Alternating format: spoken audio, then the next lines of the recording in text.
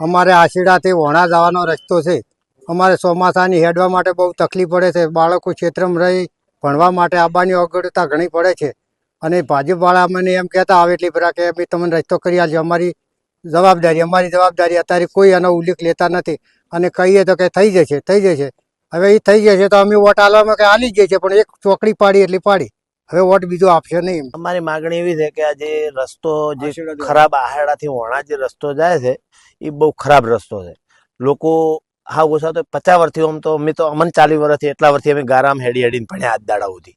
અને રસ્તામાં જે લોકો દર વર્ષે ચૂંટણી 5 વર્ષે આવે એટલે લોકો કહેતા હોય છે કે આપણે આ 5 વર્ષમાં પૂરા રસ્તાનું કામ કરી દેવું. બધા ભાજપ વાળા આવે, કોંગ્રેસ વાળા આવે, બધા નેતાઓ આવતા હોય છે. ગામમાં મોટી મોટી મિટિંગો કરે, મોટા મોટા સ્ટેજ ગોઠવે.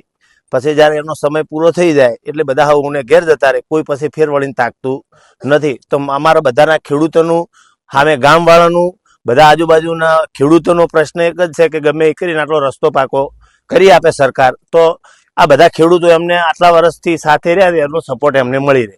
આવું ને આ લોકો બધા કે પછી ભાજપનાથી શું વિરોધ કરવા મળ્યા બધા કે ભાઈ આટલા દાડા કર્યું, આ તે કોમ અમે વોટ હાથે રહીને આપ્યા અને પછી વિરોધ કરે એવું કોઈ કામ ન થાય. એના માટે સરકારને આપણે વિનંતી કરીએ છીએ ભાઈ કે જેમ બને એમ ઝડપી રસ્તો આટલો કરી આપે. અમારી માંગણી એવી છે સાહેબ કે આ મને આ 65 વર્ષની મારી ઉંમર છે. મને જ્યારે યાદ છે ત્યારથી અમે ભાજપને વોટ આપો જ છે. તમામ લોકો, હું એકલો નહીં, આખો સમાજ અમારો પ્રજાપતિના 300-400 ઘર છે. અમે દેહાઈ છે ઘણા, પછી ઠાકોરો છે, સુથાર છે, ન્યાય છે. આ તમામ લોકો ભાજપ સિવાય કોઈને એક વોટ પણ આપતા નથી. પણ અમે તો 20 વર્ષથી તો માગીને થાચ્યા. ભાજપે અમને એવો જાકારો આપ્યો ને કે આ બધા આખા હરમ સાવા કરીને છે આ ભાજપને દાવા હતા.